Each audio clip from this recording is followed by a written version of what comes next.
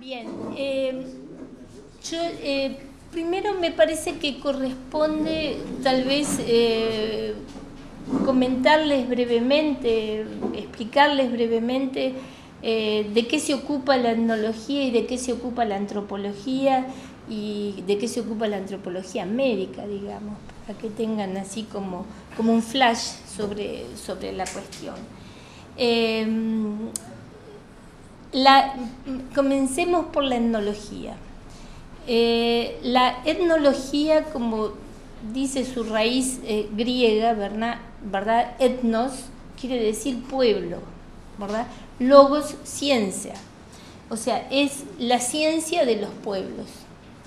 Eso quiere decir que la etnología se desarrolló a partir de contactos muy sistemáticos y primero muy de viajeros, muy así, pero sistemáticos, de observadores, sobre todo de culturas occidentales hacia otras culturas, observando diferencias, observando contrastes, ¿verdad?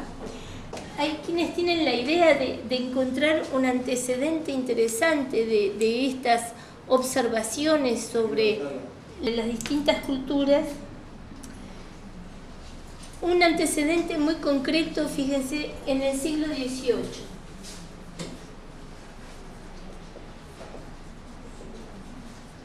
En el filósofo Montesquieu.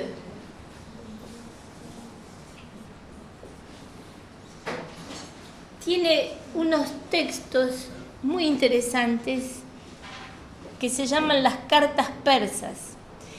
Entonces pone en escena personajes que vienen desde Teherán o Isfahán en la época a Francia, vienen a París a vender tejidos porque eran especialistas en tejidos, en alfombras, etc. Y uno de ellos escribe cartas a su amigo que quedó en Isfahán y entonces le relata todo lo que ve en París y no lo puede creer, ¿verdad? Porque todas las costumbres le impactan. ¿Por qué?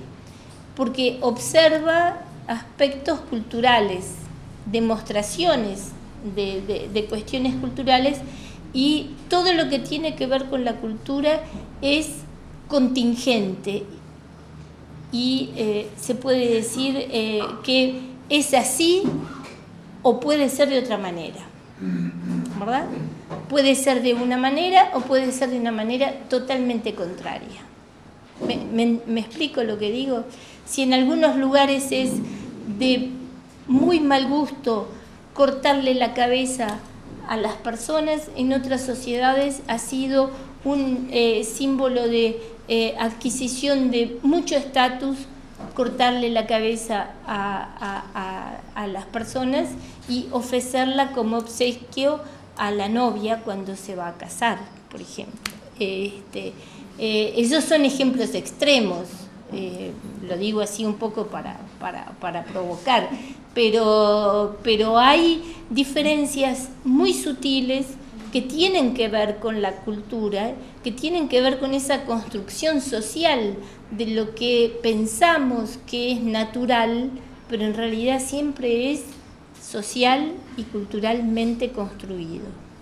Así, los conocimientos sobre el cuerpo, sobre lo que le ocurre al cuerpo adentro, sobre cuáles son las afecciones del cuerpo, en términos de molestias o de procesos naturales, como puede ser el embarazo y el parto, ¿verdad? O accidentes. Todos estos aspectos no dejaron de ser observados y tratados sistemáticamente por las distintas culturas.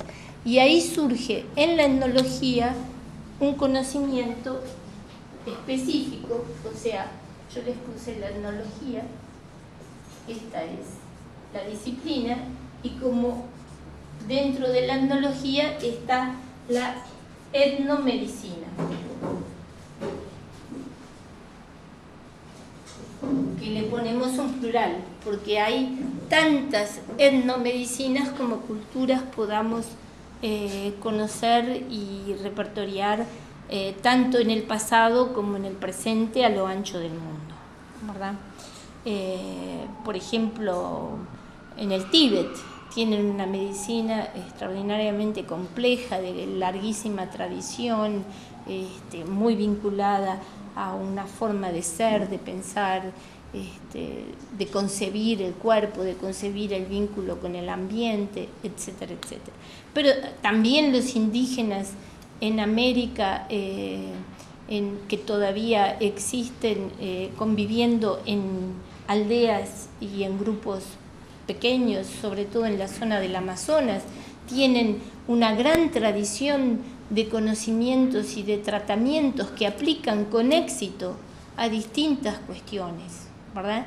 Y se han sabido defender de infecciones, de ataques de animales venenosos, de los blancos y de muchas otras cosas que han de alguna manera contribuido en sus momentos a disminuir las poblaciones.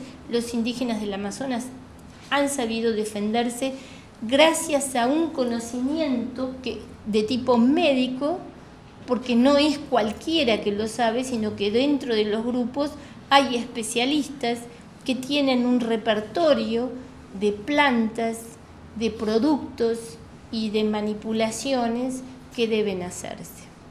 Y entonces ahí en las etnomedicinas hay un aspecto que le llamaríamos empírico, que es el conocimiento empírico. Tal planta produce tal cosa. Ante tal problema hay que aplicar tal planta.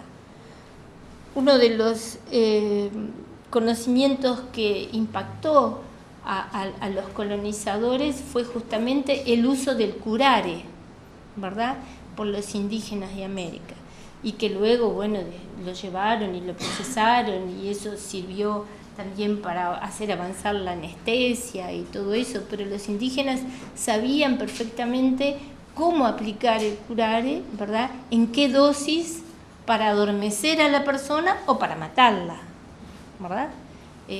Entonces son conocimientos empíricos que proceden, como siempre se procede también en la ciencia, por ensayo y error, ¿verdad? Y se toma un registro. Claro que no hay registro escrito, hay una transmisión oral y dentro de la cultura.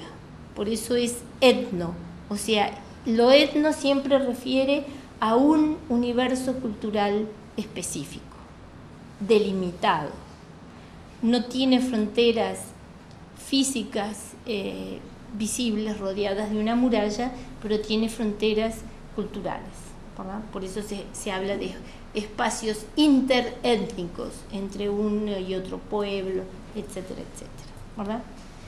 Pero también en la etnomedicina hay aspectos de tratamientos simbólicos, ¿verdad? Y estos son muy interesantes porque son muy variados, depende de las tradiciones, en fin, de los distintos elementos que haya, pero tienen en la amplitud digamos, de las culturas conocidas del pasado y del presente, tienen una figura que se repite, y esa figura se ha llamado chamán, ¿verdad? El chamán es una palabra que en realidad proviene de chamanes que fueron observados por primera vez en Siberia, ¿verdad? En actividades de cura que incluían danza, que incluían música, que incluían adivinación, grandes párrafos, en fin, una serie de gestualidades. Eso hacía el chamán. Y también se ponía, diríamos, una presencia, para tener presencia de chamán. Y en la tradición de Siberia llevaban grandes cuernos de ciervos o de otros animales, pieles de animales, tocaban una especie de gran tambor, etc. ¿verdad? Esa es la tradición de Siberia. Pero si observamos en los distintos pueblos y recorremos América de norte a sur y de este a oeste, o vamos a África o vamos a otros lugares, vamos a encontrar personajes a los cuales también podemos calificar como chamanes. Es decir, son aquellos personajes que tienen un conocimiento y que tienen un don, como se concibe como un don que de alguna manera heredan y les ha sido transmitido dentro de su familia. En general se transmiten de padres a hijos o de madres a hijos o a hijas, y ese don hace que sean capaces de manipular a las personas, pero también a los espíritus. Entonces, cuando alguien tiene un gran problema, puede ser que el problema sea diagnosticado como un mal que le viene dado por acción de determinados espíritus, y hay que presentarle combate a esos espíritus, ¿verdad? No hay que poner caras de asombro o de risa o de qué está hablando, porque también acá en Uruguay podemos decir que tenemos gente que entran dentro de la figura de tratamientos de tipo chamánicos, ¿verdad? Los medium curanderos de la religión Umbanda practican sanaciones que son de tipo chamánica, ¿verdad? Haciendo un llamado a incorporar espíritus, utilizando una gestualidad, ruidos, utilizando también la música como elemento de integración en un ritual. Es decir, ahí aparece el tema del ritual como algo muy importante.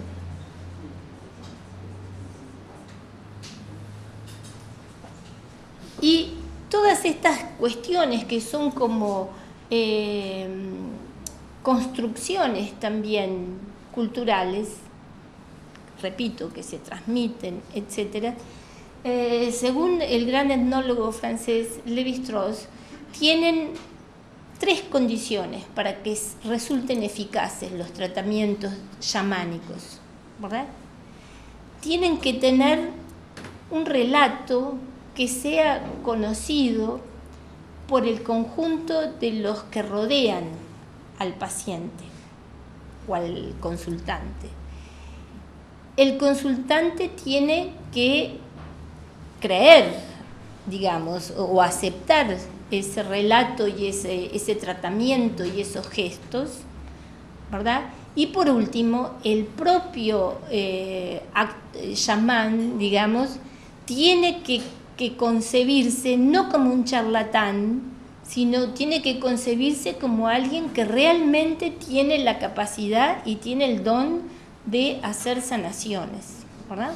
Entonces, con esas 3 condiciones y a través de rituales que no voy a desplegar la explicación de ninguno acá, se produce algo que Lévi-Strauss analizó muy bien en un capítulo que marcó un antes y un después en los estudios en etnomedicina, que es lo que llamó la eficacia simbólica.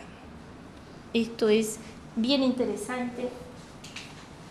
No sé si van viendo desde el fondo lo que yo voy escribiendo cada vez más abajo, pero bueno.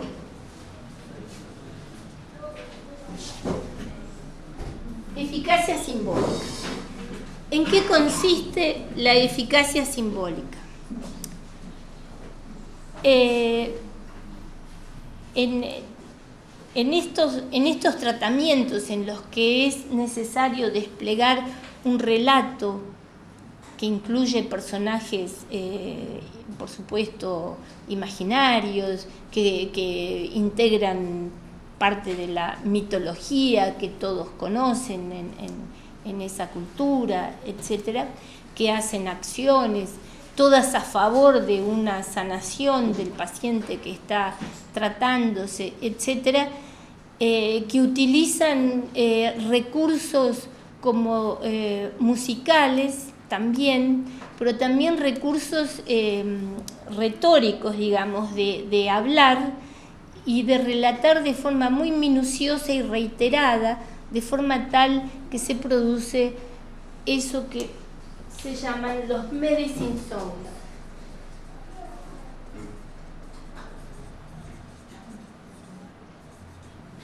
Cantos medicinales, ¿verdad? Entonces, esos medicine songs que lo practican actualmente con el retorno que hay hacia el pasado y hacia lo tradicional, descendientes de indígenas en Estados Unidos han rearmado comunidades, etcétera, y practican muchos rituales de sanación dentro de tradiciones indígenas, ¿verdad? Sioux o Dakotas u otros, ¿verdad? Y tienen chamanes que practican estos tratamientos aplicando estos medicine songs que, de acuerdo a lo que Levi-Strauss estableció, tienen, digamos, el efecto de descentrar la atención del paciente de su problema. Lo sacan el pensamiento del dolor o del mal y lo colocan en otro lugar, y entonces el chamán lo que hace, dice, es una manipulación en el inconsciente, ¿verdad? Y de alguna manera se producen, se desbloquean situaciones, partos difíciles se producen bien, hay procesos de sanación que comienzan, etc. Esto tiene su importancia también porque también tienen que saber que la antropología ha sido como la primera disciplina o la segunda tal vez en plantear la íntima relación y la imposibilidad de separar todo lo que sea la mente y el cuerpo. O sea, todo lo que es pensamiento, sentimiento, consciente e inconsciente está vinculado con todo el cuerpo. Entonces, si tocamos una partecita en el inconsciente, puede ser que eso repercuta en el soma, digamos, ¿verdad? No necesariamente es un proceso mágico, sino que es un proceso que toca elementos que están siempre interaccionados, pero que no son necesariamente tomados en cuenta cuando se hace la separación y se pone el cuerpo de un lado y el pensamiento de otro, ¿verdad? Bien, entonces esa cuestión de la eficacia simbólica la podemos encontrar también en nuestros contextos, porque por supuesto no estamos tan estructurados dentro de una cultura extremadamente tradicional y tribal, pero estamos estructurados dentro de una determinada cultura que tiene sus modelos y que tiene sus imágenes. Por ejemplo, cómo debe ser el médico, cómo me debe tratar el médico. Eso es una imagen social, ¿verdad? Y si eso se sale de esa expectativa o de esa imagen que es transmitida por el imaginario social, ¿verdad?, puede o no producir determinados efectos. No estamos exentos, porque déjenme decirles que obviamente todos los seres humanos estamos hechos de la misma manera en el aspecto físico, pero también en el aspecto de cómo opera el pensamiento. Por lo tanto, todos nosotros estamos todo el tiempo haciendo operaciones de tipo simbólicas, ¿verdad? Y eso independientemente de la voluntad. No lo podemos detener. Ustedes en este momento no pueden detener el entender o no entender lo que yo estoy diciendo, pero no pueden a la vez detener las asociaciones que se les ocurren, distintos pensamientos que les atraviesan no los pueden controlar, no los pueden detener. Estamos todo el tiempo haciendo estas asociaciones de tipo paradigmáticas y de tipo simbólicas, ¿verdad? Es decir, en otras palabras, la función simbólica es una función paradigmática asociativa, ¿verdad? Y siempre estamos operando de esa manera. Y por eso nos entendemos, a través del lenguaje, a través de los gestos, a través de los signos, etc., ¿verdad? Pero estamos siempre interpretando, siempre interactuando con eso. Por eso, ahora yendo más a la parte general, digamos, más antropológica, más general, cuando desde la antropología hacemos estudios sobre temas de salud, tomamos en cuenta lo que son los que se ponen frente a frente, ¿verdad? Los que están, diríamos, interactuando cara a cara, ¿verdad? Y entonces, ¿tendrías un borrador? ¿O un papelito?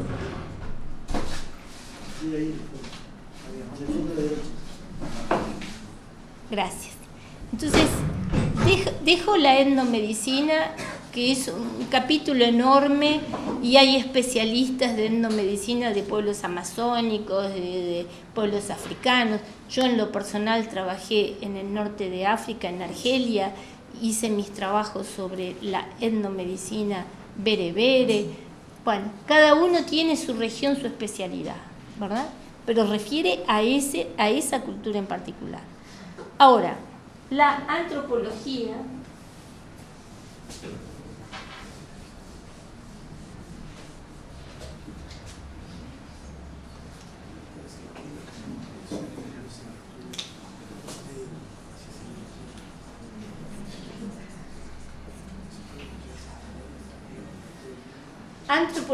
también tiene en su raíz griega, ¿verdad?, un poco la definición de lo que se trata, ¿verdad? Antropos, hombre, ser humano, digamos, logos, ciencia. Entonces es la ciencia del hombre, no de los hombres, varones, sino del hombre como especie, ¿verdad?, como especie humana. Entonces, dentro de la antropología está, por supuesto, la etnología, forma parte de eso, ¿verdad? Por eso la antropología es una disciplina que trabaja con método comparativo, porque para decir determinados comportamientos son universales, determinados temas tienen una prevalencia universal, como es, por ejemplo, la prohibición del incesto con algún tipo u otro de parientes, no importa cuál exactamente, pero hay una prohibición que refiere al incesto, y esto es universal. Pero para llegar a esta afirmación hemos revisado miles de sociedades, miles de culturas, ¿verdad? Entonces, eso hace la antropología, hace teoría sobre comportamientos humanos, ¿verdad? Bien. Esa teoría sobre comportamientos humanos ya no se limita a los pequeños pueblos que están en la selva o en el altiplano o en llanuras en África, sino que también trabaja en sociedades complejas, dentro de las ciudades, y tenemos distintas especialidades, ¿verdad? Y dentro de las especialidades que hay en antropología está, por ejemplo, antropología médica o antropología de la salud, o también, como yo lo utilizo, antropología y salud. Es decir, yo tengo un programa que está desde hace muchos años con mucha gente trabajando, y ese programa es de antropología y salud. ¿Qué quiere decir eso? Que tomo parámetros teóricos y metodológicos de la antropología para observar fenómenos de salud, en el campo de la salud, ¿verdad? Y entonces ahí, bajo esa mirada, caen no solo los pacientes, es decir, quienes se van a atender, sino que también caen las instituciones, los especialistas, médicos, pueden ser enfermeros, pueden ser distintos técnicos que trabajan dentro de ese campo de la salud. ¿Entienden esto? Y es una mirada construida desde afuera de ese campo, ¿verdad? Entonces, esa construcción desde afuera no es simplemente que me paro en un banquito y empiezo a mirar, sino que sí, me paro en un banquito de marcos teóricos que me colocan la cabeza de forma tal de observar determinados elementos, ¿verdad? Determinados fenómenos. Y entonces puedo hacer modelos, puedo hacer tipologías de comportamientos, puedo observar detalles, fenómenos que a quienes están dentro de la profesión o dentro de la institución lo toman como algo natural. ¿Esto es así? ¿Por qué? Porque es así, porque siempre se hizo así. Pero en realidad, si yo tomo el punto de vista cultural, digo, es así porque hay condiciones para que sea así. Pero si doy vuelta, los elementos pueden ser de otra manera, ¿verdad? Porque de hecho, la misma medicina académica occidental es practicada con diferencias en otros lugares, ¿verdad? Y las actitudes de los profesionales médicos son diferentes según los países de los que se trate, siempre hablando del área occidental. ¿Me explico? Bien. El principal método de trabajo para la etnología y por supuesto para la antropología es el estar en el lugar. No es porque alguien me lo contó o porque lo leí, eso no me alcanza. Está lo que se llama el trabajo de campo, fieldwork, ¿verdad? El trabajo de campo es sumamente importante y se practica lo que se llama la observación. Observación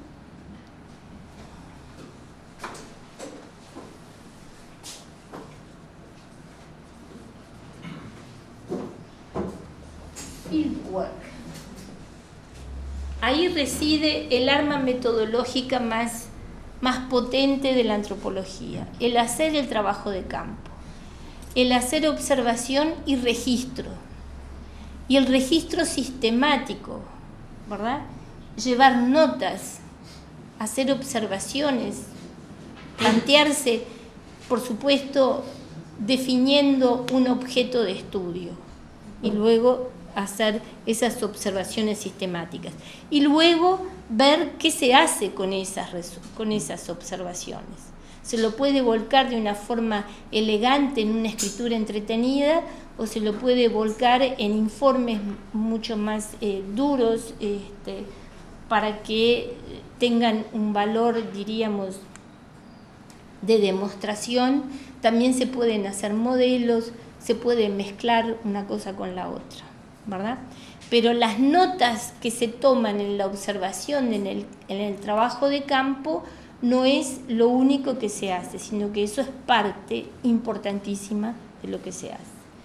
Entonces, yo personalmente, en una investigación acá en Uruguay, apliqué el criterio de la observación, ¿verdad? Así, a rajatabla, el criterio de la observación etnológica en el campo, en el terreno. Tuve que hacer un estudio sobre esto fue hace años, en el centro materno-infantil y definir por qué las consultas no tenían todo el éxito que pensaban los médicos, por qué los pacientes desaparecían, etcétera, etcétera. Yo dije, bueno, como primera cosa, yo pido para aplicar el método etnográfico, es decir, voy a hacer observación adentro de las consultas, en la sala de espera, en toda la institución. Y entonces un equipo de 12 personas hicimos eso durante por lo menos 6 meses intensos adentro ¿verdad?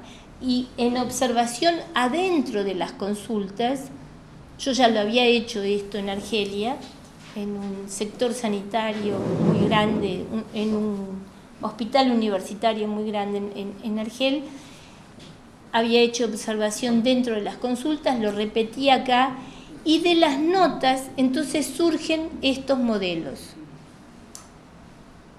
Me di cuenta, y en el trabajo con el equipo, me di cuenta que podíamos hacer distintos modelos de las consultas. Y este era uno, el modelo 1, donde el médico se colocaba siempre de una manera profesional, ¿verdad? Acá, médico o médica, no importa, como en el borde de ese círculo. No es que esté afuera, está adentro de la consulta, pero el médico es el que ordena los ejes, coloca al consultante en el centro. Es lo más importante en la consulta, es el consultante. Y el médico es el que ordena esos ejes, pregunta y entonces pregunta-respuesta, pregunta-respuesta. En este modelo no había nada de tipo anecdótico, personal, ninguna opinión sobre ningún aspecto que no fuera el núcleo de la consulta o de lo que el médico consideraba importante, ¿verdad? Entonces, este es un modelo, diríamos, seguro, en el sentido que no tiene variaciones, no está sujeto al humor, no está sujeto a las cosas aleatorias que pueden ocurrir dentro de una institución un día u otro. El siguiente con esta, ¿lo movés de ahí? Bien.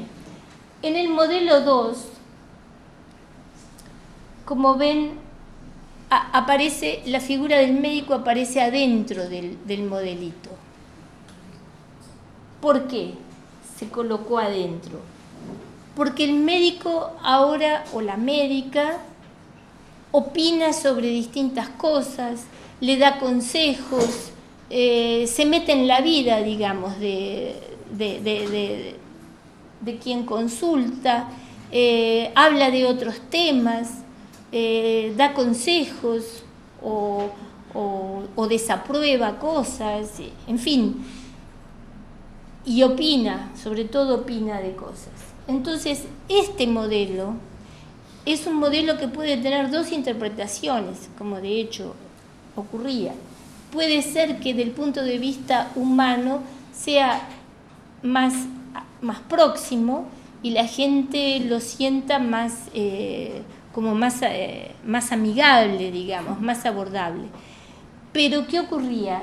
Que en la mayoría de los casos los pacientes se iban confundidos, porque esa no es la imagen social del médico.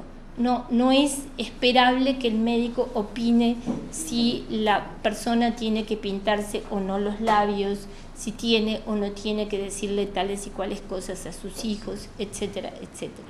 ¿Me explico? Entonces, este es un modelo que puede ser a priori más humano, pero es más inseguro. Porque depende de qué.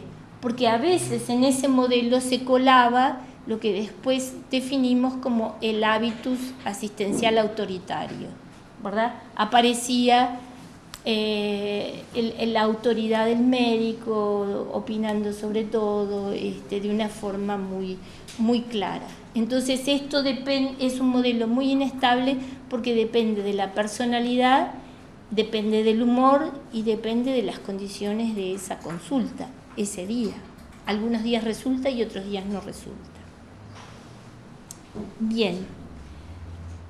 Esta otra cuestión es algo que observamos también, que hay que tener siempre en cuenta, que los médicos o médicas, están en una situación que puede ser considerada de alguna manera rutinizada, y que el discurso y el tiempo dentro de la consulta lo puede gestionar. Está en la capacidad o en el poder del médico de decir, hago una consulta de 3 minutos o una consulta de 14 minutos, ¿verdad? Y la corto acá, o no, o la sigo, etc. Entonces, el médico tiene una ventaja, digamos, en manejar y en conocer las situaciones y en manejar los tiempos también. Los consultantes están siempre en una situación excepcional. Obviamente no es su hábito, su medio, digamos, habitual, el estar dentro de una consulta, estar dentro de un hospital o de un sanatorio, por más lindo que sea, y en todo momento están dependientes de lo que les digan y de lo que les pidan o les ordenen el personal o los médicos, ¿verdad? Bien. Sobre esta cuestión de los modelos de atención y de los médicos, hay un trabajo que está publicado, pero yo quería hacer referencia a una cuestión interesante a la que asistimos ya como observadores desde el programa de Antropología y Salud. En el año 2006 hubo una reunión citada por la Sociedad de Cirugía, puede ser, ahí en la calle Canelones. Entonces fuimos y un ayudante mío tomó notas de lo que se hacía. Y la reunión tenía como objetivo mejorar y trabajar sobre la relación médico-paciente, porque ya en el año 2006 había una gran preocupación por ese malestar, diría Freud, el malestar en la cultura, no, el malestar en la salud, el malestar con los médicos y el malestar en las instituciones de salud. Entonces, ellos citaron a esa reunión para tratar sobre este tema. Y les voy a leer las notas que hizo el ayudante en esa observación. Dice, básicamente fueron 2 las escenas construidas. En la primera se subraya que el médico no mira al paciente y no se acerca a él. Tampoco sale de detrás del escritorio. Su preocupación está centrada principalmente en el llenado de la historia clínica. O sea, estaríamos dentro del modelo 1, ¿verdad? En el relato se dice que el tiempo apremia, las consultas son demasiadas, los sueldos bajos, es decir, argumentos que se manejan como justificación atenuante de la actitud del profesional. Esto es un juego de roles, ¿verdad?, que hacen quienes se prestaron para ilustrar a la audiencia. En la segunda escena se propone la antítesis de la anterior. El médico mira al paciente, pregunta por su vida, cómo es la familia, sus actividades. Se trata de humanizar, entre comillas, la consulta. Se procura que el paciente sepa que el médico se interesa de verdad en él. Este segundo modelo de consulta es el que se pone en el debate como ejemplo a seguir, el paradigma de lo que llamaron una nueva relación médico-paciente. Estaban descubriendo una nueva relación médico-paciente. Los docentes y el público, todos médicos y médicas que seguían las jornadas de actualización, intervenían para hacer comentarios y recomendaciones. Uno de los jefes de cátedra va más lejos y recomienda ejercicios precisos que incluyen: textualmente, debe hablársele al paciente de cosas particulares de su vida cotidiana, que se tengan registradas en una tarjeta de cada uno de ellos. Al paciente le parece muy importante que lo reconozcan, que el médico recuerde cosas de su vida, y nombra como ejemplo preguntas como Por ejemplo, ¿y el perrito cómo anda? ¿Su marido se recuperó? ¿Su hija salvó el examen? Etcétera, etcétera. O sea, cosas que mira en la tarjetita. Recomienda tocarlo por el hombro, demostración de interés y familiaridad que escenifica toda la complejidad del poder en juego. Más adelante señalan la presencia de pacientes difíciles, narcisistas los denominan, son aquellos que rechazan diagnósticos, que se resisten al dispositivo. Se señala que debe recordarse que una buena relación médico-paciente es la clave para evitar juicios por mala praxis, entre comillas, tan de moda actualmente. Siguen las notas, dice, luego se debate sobre derechos del paciente a una segunda opinión médica.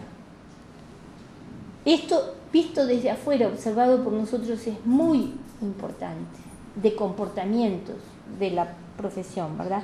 Señala el observador que estos argumentos que se basan en la posibilidad del error molestan al colectivo médico presente y dice que tal es la fuerza de la cuestión que una de las panelistas cerró el debate diciendo: colegas, deben recordar que estas cosas deben aceptarse, es decir, que los pacientes busquen una segunda opinión, que es posible escuchar otras posiciones, que no somos los únicos dioses. Entonces, bueno, por supuesto, esto para nosotros fue muy interesante analizarlo, ¿verdad? Toda esta cuestión. Pero sobre todo, por supuesto, esto de considerarse Dios, entre los dioses, bueno, etcétera, es muy sintomático, pero sobre todo analizamos como un rasgo más de ejercer el poder y la subalternidad de los pacientes, haciendo ese jueguito de poner datos del paciente en tarjetitas.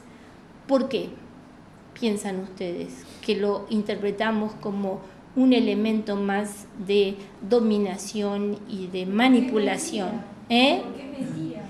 Porque es mentira, no es real. El médico no se está acordando. Y entonces el paciente se va con la idea de que está construyendo una relación amistosa cuando en realidad está siendo manipulado, ¿verdad? Entonces, ese tipo de cosas observamos nosotros colocándonos desde afuera, ¿verdad? Entonces, obviamente, de esta manera no se mejora la relación médico-paciente, ¿verdad? No es por ese lado que tiene que ir el acercamiento y el diálogo, la dialogicidad en esta relación que es cara a cara. Las relaciones cara a cara tienen sus reglas, ¿por qué?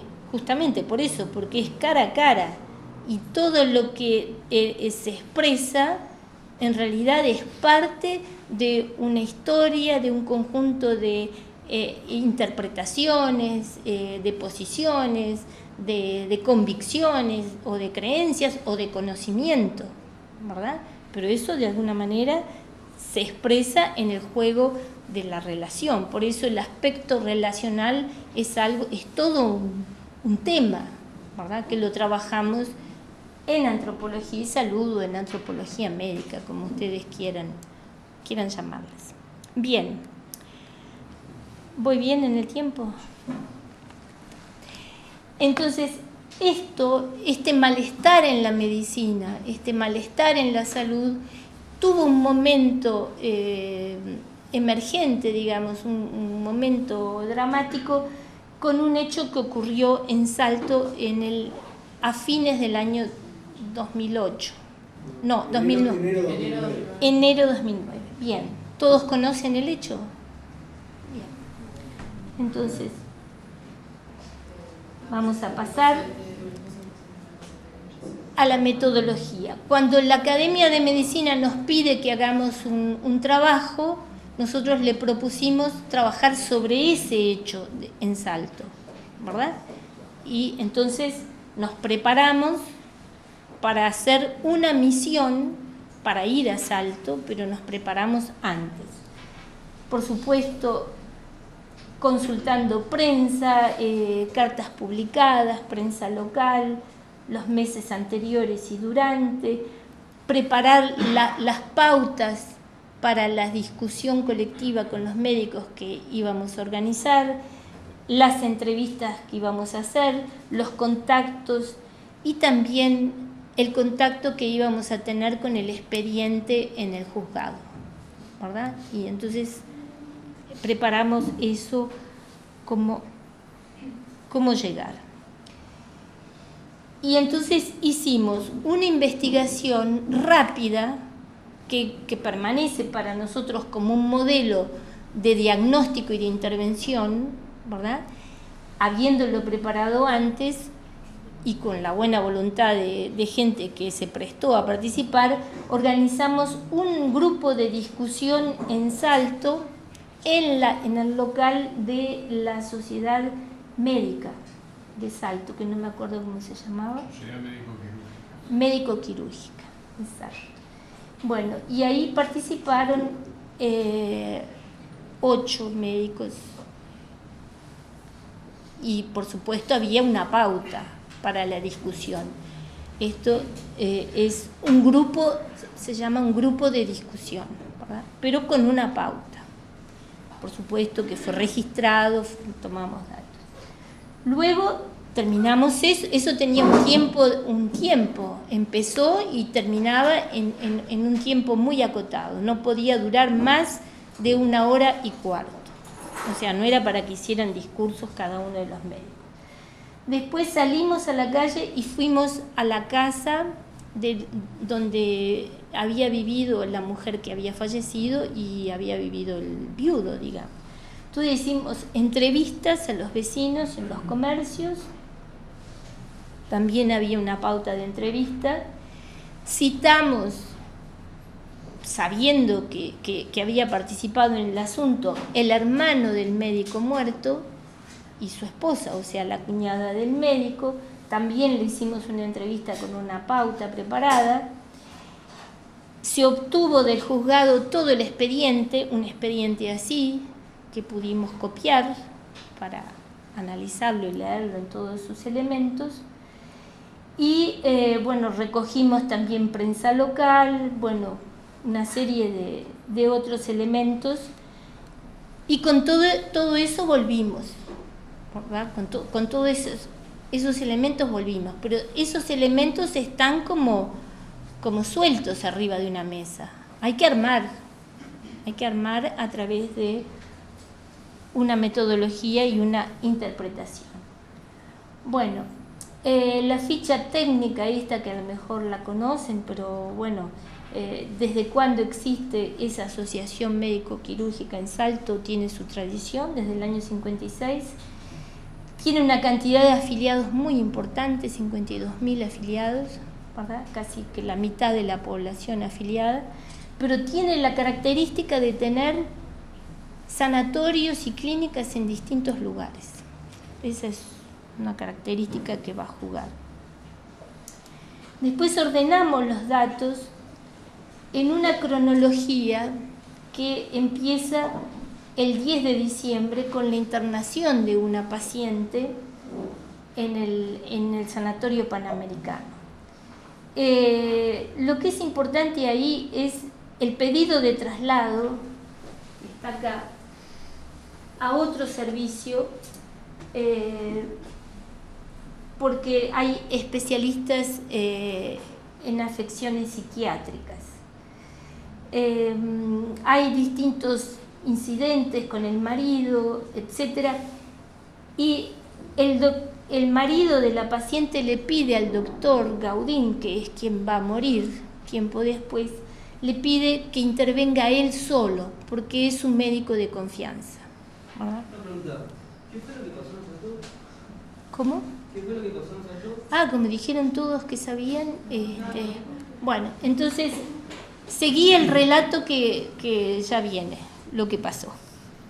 Hasta ahora va siguiendo una mujer internada, problemas de diagnóstico, la quieren trasladar, el marido pide que uno de los médicos no intervenga, pero le declara a otro que es su médico de confianza. La internaron un miércoles, este es el jueves. ante insistencia del marido por sacar a su esposa de ese sanatorio, se da intervención a la abogada de la Asociación Médico-Quirúrgica y luego se requiere la intervención del juez, Masita se llama el juez, que ahora está en otro lugar, pero dice, el juez decreta que no hay ninguna razón para trasladarla porque allí está bien atendida. Entonces eso también es un dato importante. Luego el marido de la paciente va a buscar a su abogado y viene al sanatorio acompañado del abogado y ahí queda. El viernes no registramos ninguna acción el viernes, ni de traslado, ni de protesta, ni de nada. El viernes quedó ahí y el sábado se produjo el traslado de la paciente con un alta firmada, que el alta en realidad no quiere decir que la paciente estuviera curada, sino que le tienen que dar el alta para trasladarla al otro sanatorio. Al llegar al otro sanatorio se produce el paro cardiorrespiratorio. No reacciona cuando se trata de reanimarla y fallece. Y lo que queda registrado es que ningún profesional de los que están presentes en ese momento en el sanatorio, que ya no es el Panamericano, es otro, ninguno de los profesionales, incluido el doctor Gaudín, quieren firmar el acta de el certificado de defunción. Entonces, lo que quedó, la constancia que quedó en el expediente es que el doctor dio los pésames y se retiró. El doctor Gaudín, que era el declarado médico de confianza. Entonces no tiene la causa y tampoco tiene el certificado. Por lo tanto, se da intervención a un médico forense, ¿verdad? Se va a proceder a la autopsia o necropsia, según me dijeron que debe decirse así. Perdóname, ¿cuál era el diagnóstico al ingreso? Ninguno, no hay diagnóstico. Era el diagnóstico sintomático, por lo menos ¿qué le pasaba? ¿Tenía fiebre, dolor de cabeza? Estaba en un estado general alterado y no sabían lo que tenía. Por eso la iban a trasladar a una clínica de afecciones psiquiátricas. Pero no tenía diagnóstico. Bien. Lo importante es que en el expediente judicial no figura la causa de la muerte de la paciente, a pesar de la necropsia, no figura la causa, ¿verdad? Y lo otro importante es que el fallecimiento ocurre dentro de la institución. Bien, entonces se superponen distintas cuestiones, digamos, de dudas, de la pérdida, de las peleas, de toda esta situación se superponen en este hecho. Y luego, progresivamente, el viudo intenta comunicarse con el doctor Gaudín para conversar con él, porque le deja mensajes en el celular y los primeros son respetuosos, le dice simplemente quiero hablar con usted, quiero saber qué pasó, ¿verdad? Quiero que usted me explique, pero el doctor nunca le contestó y entonces los mensajes fueron subiendo de tono. Nunca lo amenazó de muerte, pero sí incluyó algunos insultos en el celular. Entonces el doctor lo que hizo fue denunciar la situación y comentó que iba a hacer una denuncia, una acción cuando pasara la feria judicial. Ya pasó el tiempo, estamos en el 10 de enero, o sea, fueron 28 días después de la muerte de la mujer. El doctor Gaudín festejó su cumpleaños en un local y dice, los médicos que intervinieron en la entrevista colectiva, ninguno de ellos había asistido, era gente que participaba con él en actividades deportivas, pero sí estaba su cuñado, que es al que entrevistamos después, y como A las 5 más o menos del domingo, el doctor Gaudín, en el marco de ese festejo, dice para terminar la fiesta, no sé qué, decide ir a la casa del viudo y decirle que para tener una explicación con él, ¿verdad? Y entonces, como estaba totalmente alcoholizado, su tío y su compañera, la compañera es la que maneja el auto, lo acompañan. Y todo esto todavía de noche, ¿verdad?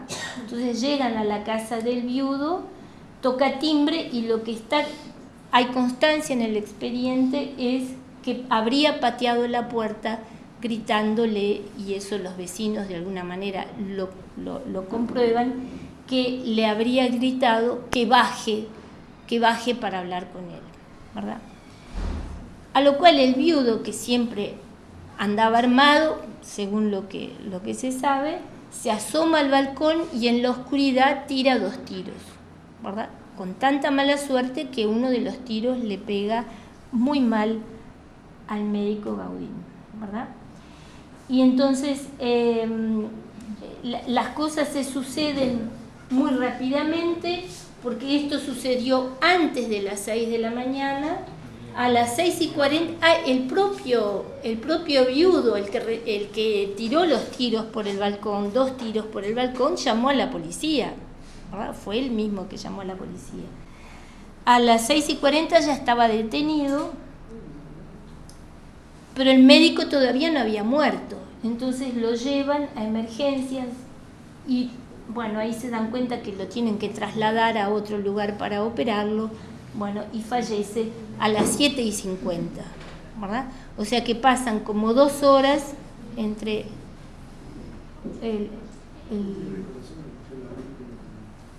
Bien, esto es un modelo que de alguna manera reduce un poco la situación, es cuántos intervinieron del lado de la institución médica, cuántas personas intervinieron. Intervinieron en realidad 10 médicos. ¿Por qué? Porque iban cambiando los turnos y fueron cambiando las instituciones. Y hasta hicieron una consulta telefónica con un médico en Montevideo. O sea, hubo 10 intervenciones médicas. La institución apeló a su propia abogada, intervino la policía, intervino un juez. O sea que la figura de la institución médica aparece como muy poblada de actores, ¿verdad? Y la esfera de la paciente aparece muy chiquita, ¿verdad? Porque era solo ella con el esposo, la paciente, el esposo y una abogada. No tenía más parientes. Entonces no tuvieron fuerza, digamos, de acción, de protesta o de lo que fuere. O sea que hubo un encadenamiento de cuestiones. Pero no quiero extenderme sobre esto, pero ¿por qué es importante este caso? Porque el encadenamiento de situaciones se da en un marco cultural determinado. Y eso es lo que lo hace trágico, ¿verdad? Si esto hubiera ocurrido en otra sociedad, de pronto hubiera tenido otra resolución. Pero aquí tuvo este desenlace trágico. Por ejemplo, Gaudín, que fue declarado el médico de confianza, nunca contestó un mensaje en el celular. Pero después le patean la puerta y le tocan el timbre cuando todavía no es de día, para que baje a tener explicaciones. Ese es un hecho que rompe con el sentido común y rompe con las reglas sociales, ¿verdad? Y hasta, digamos, con el derecho de las personas de estar en su vivienda en horas de la noche.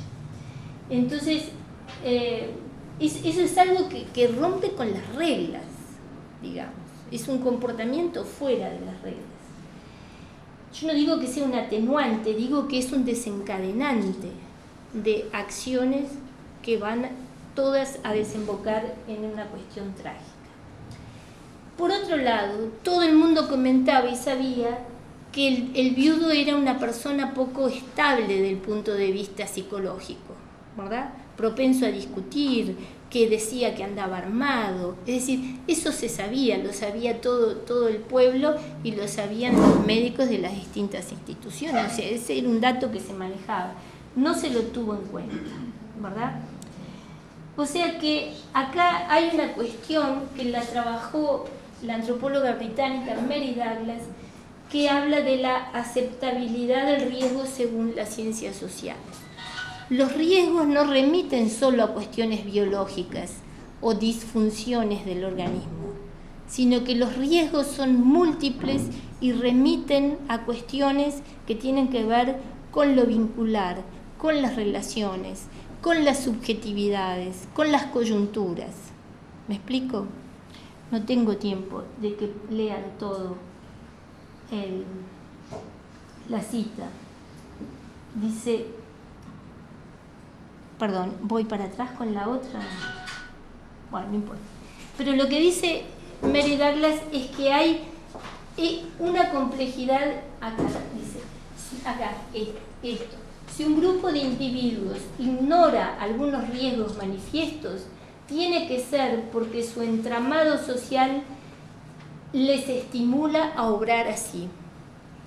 Podemos suponer que su interacción social codifica gran parte de los riesgos. ¿Qué quiere decir esta cita colocada en este lugar?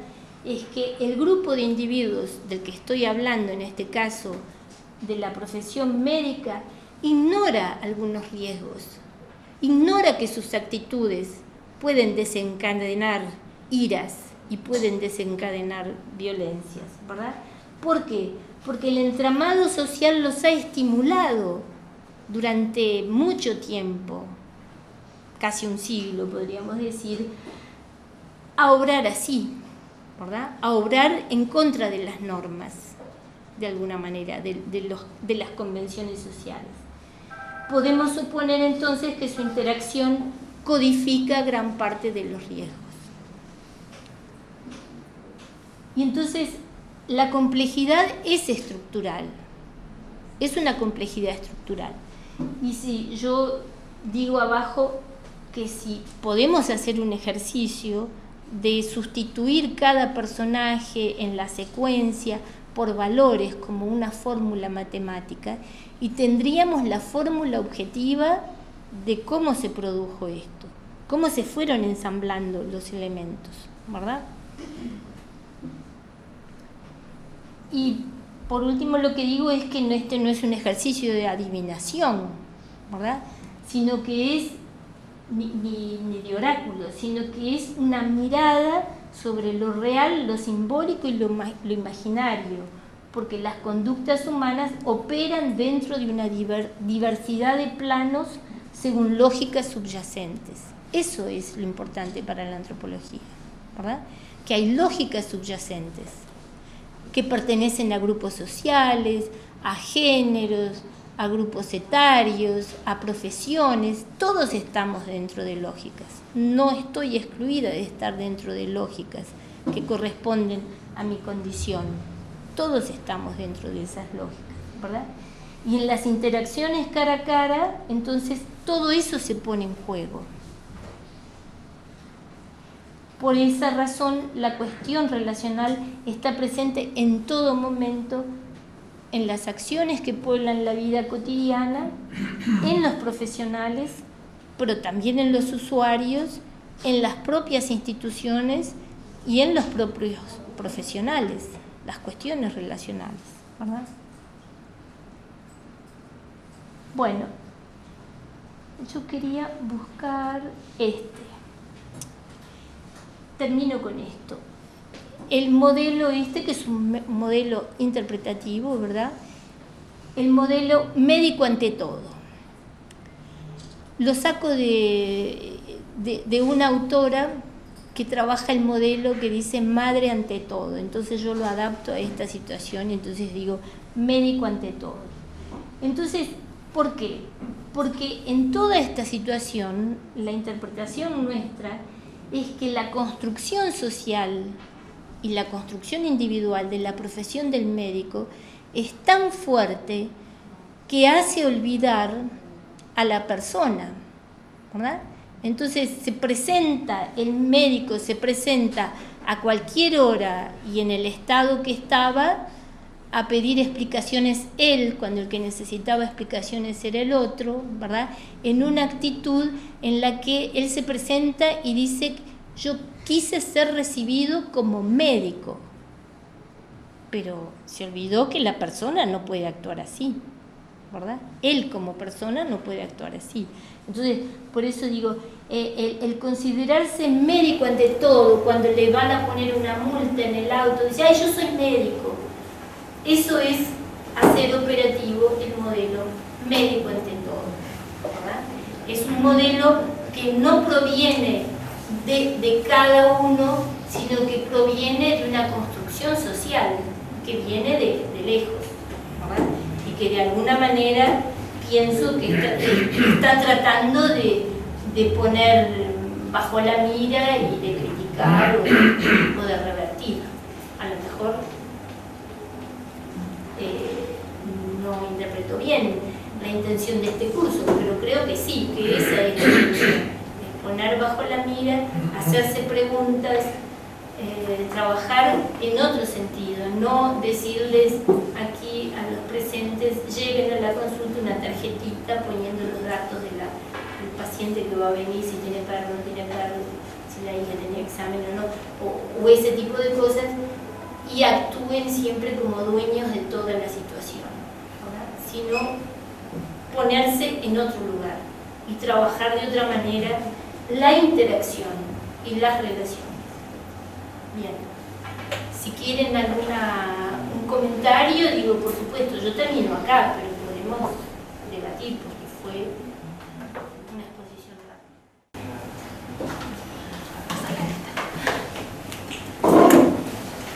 Sí. Perdón, yo quería poner algún comentario para poner en contexto lo que fue la muerte de Gaudí en relación con hechos que ocurrieron inmediatamente en los días previos. En Montevideo, el jueves anterior a la muerte de Gaudí, ocurrió un hecho, creo que venía General Flores, en Cuchilla Grande, por allá. Un médico venía en una ambulancia de ACE, traía a un paciente para trasladar y vio que adelante de la ambulancia alguien que iba en la vía pública en una bicicleta cayó al pavimento, era una persona mayor. Detuvo la ambulancia, él y el chofer se bajaron para asistirlo y cuando estaban tratando de reanimarlo, porque la persona había tenido una pérdida de conciencia, no sé si era un paro o no, se acercó a alguien que estaba en la vereda a agredirlo, insultándolo, diciéndole que él había tenido mala experiencia con un hijo en el Maciel, qué sé yo, y el médico siguió haciendo la maniobra de reanimación. Le pegó patadas y golpes y demás. Dice que tenía un cuchillo que cayó, no llegó a emplearlo, pero le produjo graves lesiones en el macizo facial, o sea, le produjo fractura de cara. Estuvo este médico 6 meses para recuperarse, además de los trastornos psicológicos que le produjo el impacto de esa situación. 4 días después se tiene la noticia de que en la madrugada del domingo matan de 2 balazos a un médico en Salto. Esto produjo una conmoción en todo el colectivo médico. Inmediatamente se movilizaron, se proyectó un paro médico nacional que tuvo lugar el día 14, que era el miércoles siguiente, y todos nos fuimos a Capital Salto para acompañar a los colegas, y allí tuvo lugar la declaración de Salto, conociendo pocos hechos de cómo habían sido las circunstancias. O sea, todos asumían que el médico había sido agredido de la misma manera que el otro había sido agredido y que había un movimiento en la sociedad, un malestar contra los médicos y que esto era una manifestación más. Cuando meses después, pero pocos meses después, fueron 3 o 4 meses después, el hecho ocurrió el 11 de enero de 2009 y en mayo de 2009 la profesora Sonia Romero se trasladó con su equipo pedido en la Academia Nacional de Medicina a Salto. Ya se había integrado para entonces una Comisión Nacional de Violencia de la Salud, se habían hecho formular para denunciar porque había muchos hechos de violencia. O sea, estos eran los más relevantes, pero había agresiones todos los días, sobre todo en las emergencias. Entonces se hizo todo este movimiento y se hizo este estudio. Y el estudio fue un golpe de atención para una cantidad de circunstancias que habían quedado totalmente fuera de la consideración de lo que habían hecho los colegas médicos, viéndose como agredidos en ese acto, sin considerar todos los hechos que habían rodeado la situación. Yo personalmente conocía al doctor Pablo Gaudín Camacho, lo había conocido 15 años antes, en una cuestión social, era una persona excelente, un neurólogo joven, muy competente, muy amable, amigo de reuniones, de tocar la guitarra, de cantar, muy apreciado por sus colegas y muy apreciado por los colegas de Sala. Y el hecho de que se hayan desarrollado las circunstancias tal como fue relatado, o sea, eso de delegar el viudo en la persona del doctor Gaudí como la persona a la que le tenía confianza, y luego no ver retribuida esa confianza con la devolución de los llamados o de darle explicaciones, toda esa situación que se genera con la firma del certificado de función y todo lo que ocurre después, fue llevando el camino en determinada dirección. El día del cumpleaños, o sea, al día siguiente, cuando sale de cumpleaños en la madrugada, evidentemente no era la mejor ocasión para ir a entablar un diálogo médico-familiar para aclarar las cosas que antes no se habían aclarado. Pero ese día era el día en que el viudo estaba recordando que era la fecha de aniversario de bodas con su difunta esposa. Y estaba, además del duelo, agravado por la circunstancia esa.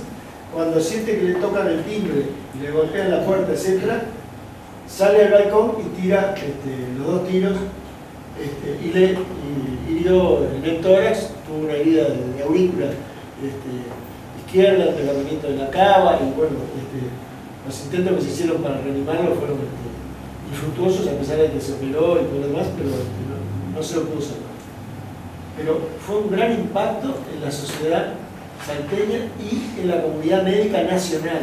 O sea, todos se quedaron movidos. Y la declaración de Salto es un reflejo de esa situación. Pero es anterior al estudio de la declaración de Salto. No. La declaración de Salto se hizo el 14 de enero, o sea, el día del paro médico nacional. Por eso, pero anterior a este trabajo. No, anterior al estudio, por eso. Sin conocer todos estos detalles que se fueron conociendo después en el curso de la investigación.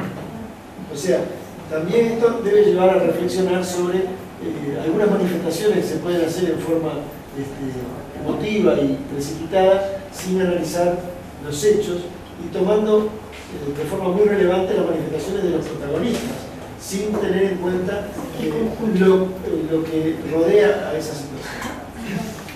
Yo sé que aquí hay gente de Salto. ¿Cómo no podemos hablar si querés? Porque sé que esto es un tema muy... yo en realidad lo viví de forma particular porque papá es médico, conocido de Gaudín. Lo que sí recuerdo del momento es una sensación de gran vulnerabilidad en los amigos de papá, en papá. Esa sensación de ¿qué hacemos? Si esto se está yendo de las manos, ¿y qué hacemos? Me recuerdo eso, no mucho más después, porque yo ahí fue cuando vino Montevideo. Fue un hecho de gran repercusión. Sí.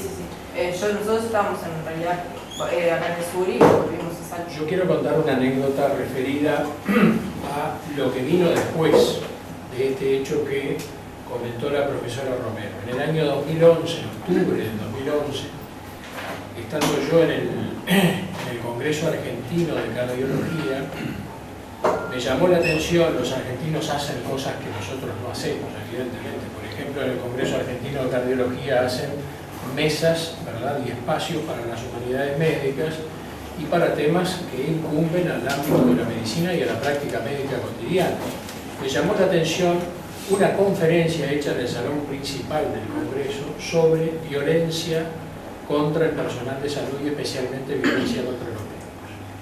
Concurrí a esa conferencia y me encontré con la sorpresa de que el disertante, que era cuyo nombre ahora no recuerdo, pero que es un profesional de amplísima experiencia a nivel latinoamericano sobre ese tema, puso como ejemplo al Uruguay de ser uno de los pocos, si no el único país de América Latina que tenía un sistema, ¿verdad?, que es el sistema de denuncia de comportamientos disruptivos al revés, es decir, de comportamientos disruptivos de los pacientes y de los familiares, supuestas agresiones o amenazas que puedan ser denunciados oportunamente y de gravitar al médico de la responsabilidad, ¿verdad?, de la asistencia o ponerlo bajo una protección determinada. A mí me llamó mucho la atención ese hecho porque además presentó documentación probatoria de que en definitiva el camino que se tenía que seguir en América Latina sobre este tema era el camino seguido por el Uruguay. Es un tema bastante más amplio del cual después en algún momento podemos hablar más. Pero yendo a una cuestión un poco más general, recuerdan que en aquella presentación que les hice sobre la relación médico-paciente, recuerdan aquella diapositiva donde había una silla y una puerta, ¿verdad? La silla quizás sea uno de las herramientas fundamentales en la práctica médica, porque como decía Manlio Ferrari, cuando el hombre se sienta, piensa y además escucha. Hay que escuchar a los pacientes, hay que escuchar a la gente. Y la puerta es algo que nunca se debe cerrar de golpe.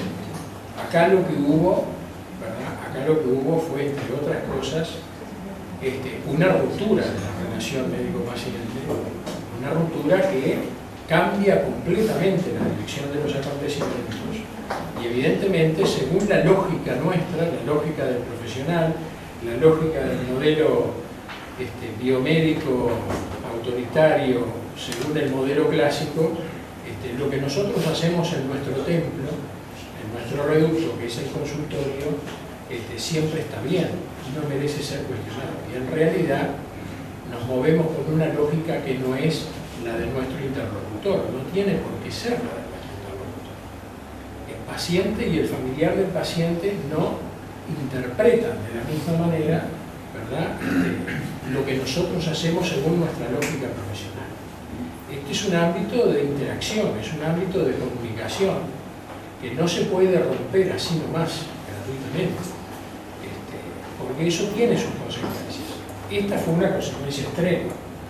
Hay otras, ¿verdad?, donde puede estar en juego la vida del paciente, y en una ciudad relativamente, Salto es una gran ciudad, una ciudad del interior donde todos nos conocemos, más todavía con mucho mayor intensidad que donde la medicina se ejerce de alguna manera de forma más anónima, ¿verdad? Todo lo que nosotros hacemos en el ámbito del consultorio, del pasillo de la institución e incluso en la calle, tiene su repercusión en la relación médico-paciente, porque no nos olvidemos que es una lógica, de alguna manera una lógica que tenemos que compartir con alguien, ¿verdad?, que deposita en nosotros nuestra confianza, pero que además tiene una vivencia muy particular, una biografía propia en el momento de la relación. Quería recordar ese hecho porque escuchando a la profesora Romero, digo, capaz que dentro de esas, porque ojo que esto ocurre, no sé si en Montevideo, pero en el interior, yo soy del interior y eso ocurre, capaz que junto a la silla y a la puerta habría que colocar el teléfono celular, que hoy es un instrumento que utiliza, una herramienta que utilizan todos los pacientes y los familiares de los pacientes, que están bastante, digamos, desguarnecidos en algún momento determinado de sus vidas y de su enfermedad, y la herramienta que tienen es el teléfono celular para comunicarse con su médico de confianza. Todo esto es, como dijo Antonio, con el diario del lunes. Es ver el resultado del partido con el diario del lunes. Pero viene bien a cuento, digo, la anécdota vivida en el Congreso, donde surge, ¿verdad?, ya venía trabajándose sobre ese tema, surge una herramienta muy importante para los médicos, y es una experiencia de la cual tenemos que aprender. Yo quería declarar que no tiene que ver ya con el médico en sí o la médica, sino que tiene que ver con la institución más en general, ¿verdad? Porque nosotros hemos hecho muchos estudios y ponemos en cuestión eso de la relación médico-paciente. No es algo que se construya únicamente con el médico, se construye con conjunto mucho más amplio, la institución incluye muchas cosas más. Y de hecho en este caso no hubo un solo médico, hubo 9 alrededor. Entonces, ¿cómo construye el paciente o los familiares un diálogo con gente que entra y sale y entra y sale y todo el mundo que cambia? Digo, hay una dificultad real en ese aspecto que tiene que ver con el sistema en sí y con la institución. Y a veces la institución, por supuesto, si es una institución pública con más frecuencia, la institución es la que impide que uno llegue hasta el médico, porque le ponen que las horas, que los tiempos, que el trato, que hay muchos mediadores que van como entorpeciendo y que de alguna manera construyen esa actitud a veces irritada con la que llega la persona a la consulta. Puedo ser yo, puede ser otra persona, ¿verdad? La accesibilidad al médico la administra la institución. Por eso. Entonces La hay que ver... se administra desde lo institucional.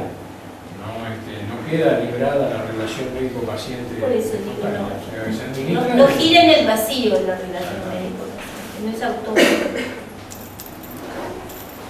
Eso es cierto solo en alguna medida, para determinado tipo de consultas y de prácticas, pero luego que se entabló una relación entre el médico y el paciente reconoce que su médico está obligado a darle determinadas respuestas, más allá de pedir turno o correr determinada formalidad. Quería comentar que esto, tomado aisladamente, puede parecer una cosa muy extraña y que ocurre en Uruguay, pero debemos saber que de acuerdo a estudios de la Organización Mundial de la Salud y de la Organización Internacional del Trabajo, el 25% de los actos de violencia que ocurren en el ámbito laboral ocurren en el campo de la salud, no solo con los médicos, sino también con todo el personal no médico. De ahí que en algunos lugares sea muy difícil cubrir la guardia de los fines de semana.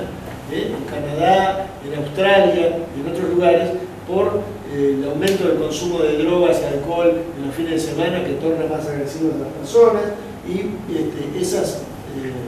esos lugares de trabajo son más difíciles de cubrir y generalmente son cubiertos con médicos jóvenes que son los primeros que van a la guerra con un tenedor.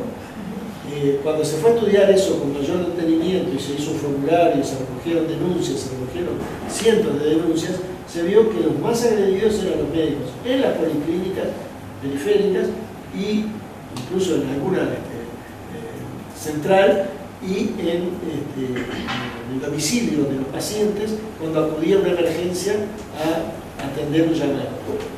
Y a veces por parte de los familiares y no del paciente.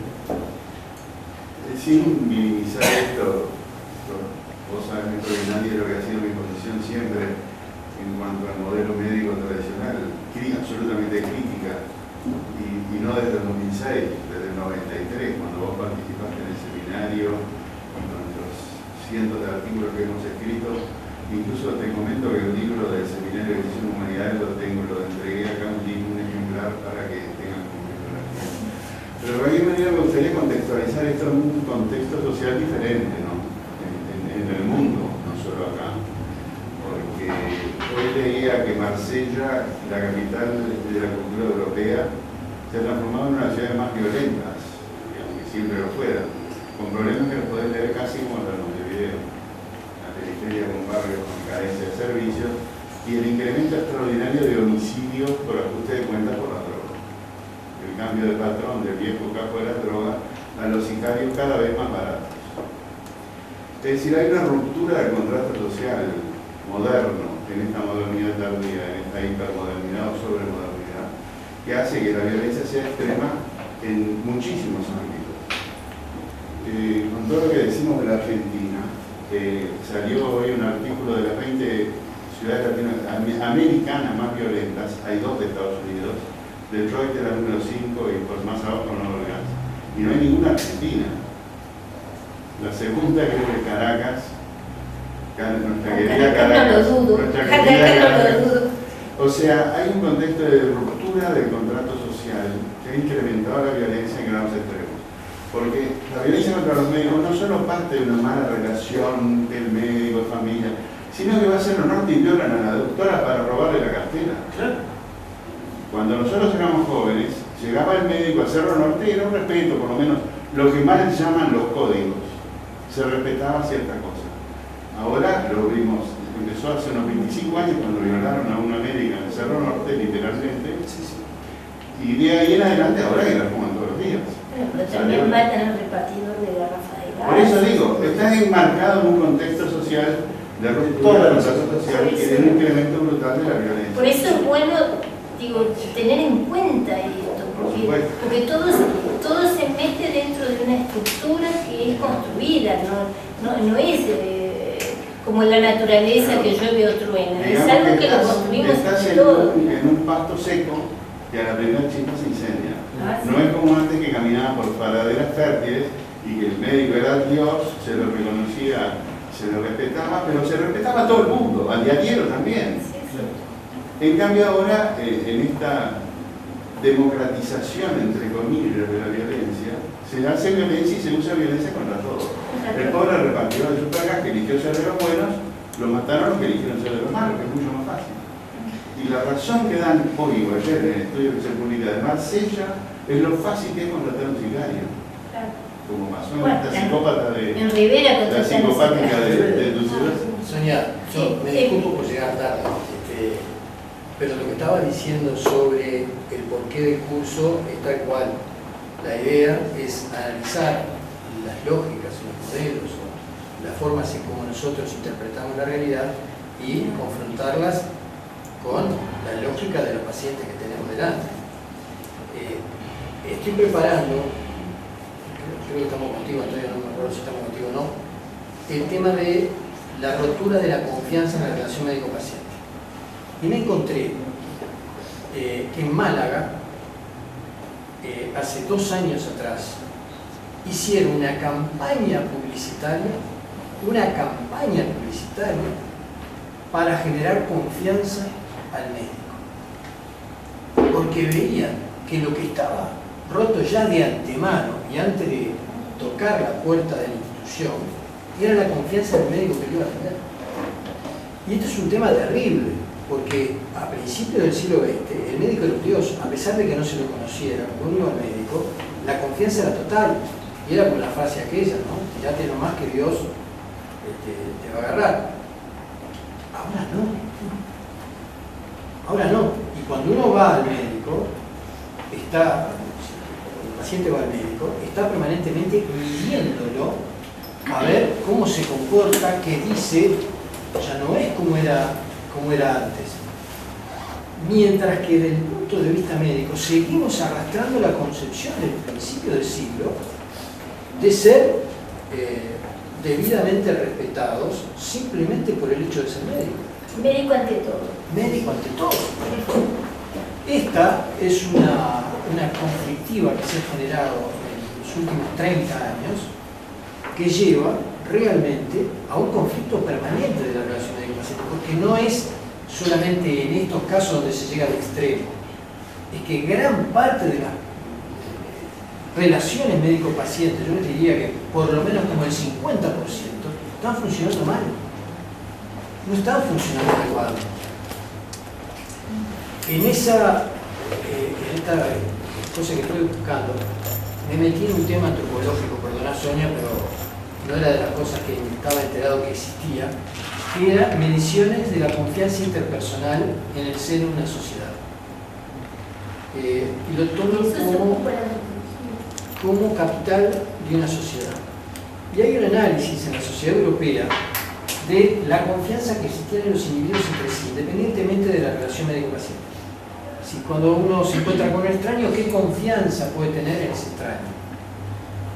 Y es pavoroso cómo los países nórdicos, más al norte, Suecia, Noruega, tienen una confianza como del 80, 70, 80%, pero va bajando hacia el sur y va bajando el porcentaje al 20% en España, Portugal.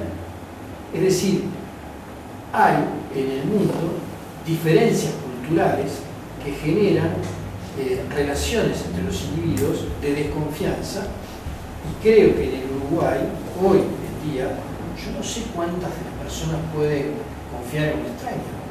Yo creo que pocas. Habría que hacer una encuesta, pero creo que vivimos en la desconfianza permanente.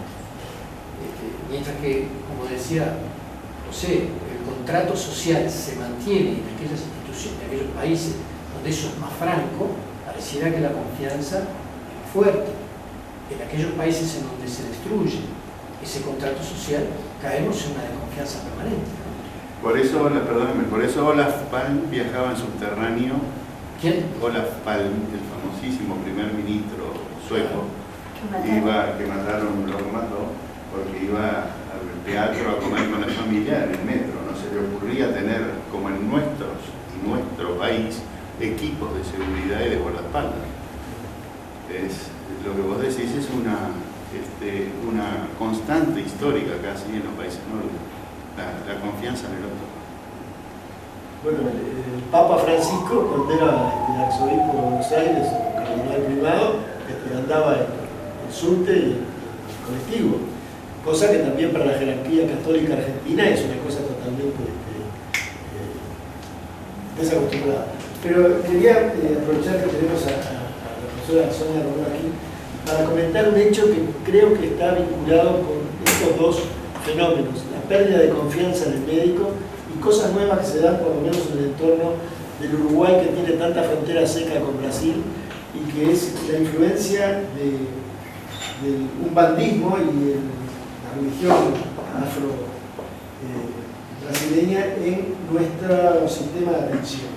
Si ustedes ven todos los lugares alrededor, los árboles alrededor de la Asociación Española, del CASMU, de los hospitales públicos, van a encontrar a menudo carteles que dice PAE fulano, trabajo, magia negra, con papelitos para arrancar el teléfono, etcétera, etcétera. Y hay que ir a ver cómo funciona todo esto, que funciona a través de sacrificios de animales, además de las oraciones y los cánticos y todas las cosas que Sonia mencionó.